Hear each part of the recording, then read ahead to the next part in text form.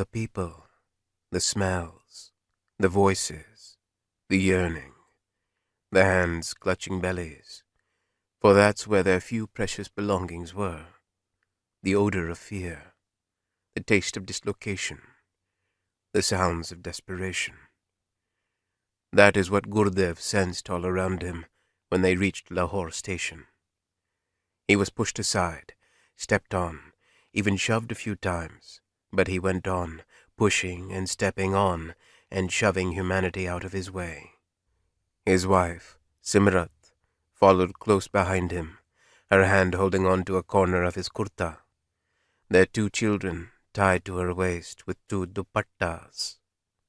They stood on the platform, a metal trunk on his head, all other belongings left behind in their home of 10 years. They watched as the Lahore train chugged in. They stared, like everybody else, to see who was hanging at the door of each compartment as bogie after bogie moved slowly past them.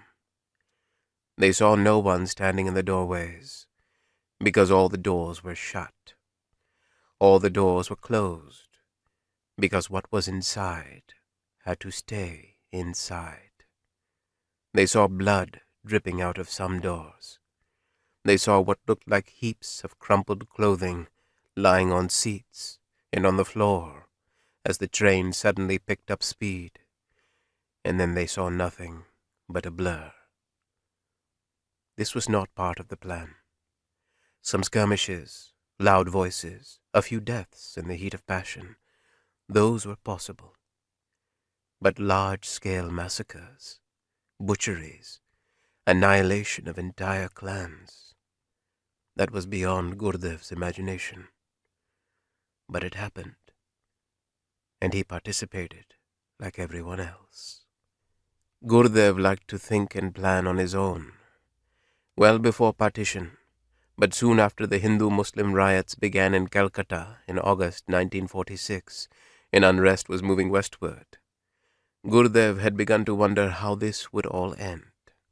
Even as early as February 1947, after British Prime Minister Clement Attlee's address on the radio, in which he had said that the British would leave India by June 1948, Gurdev had known there would be a partition.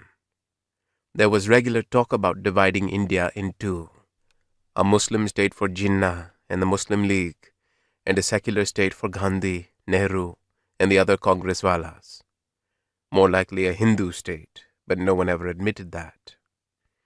He knew the League had grown while Congress leaders sweated in jail through the Second World War. It had reached a point that it couldn't stay within one India.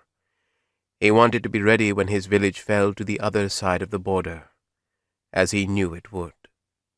He had made his plan. It involved a brief visit to Delhi, followed by a final migration.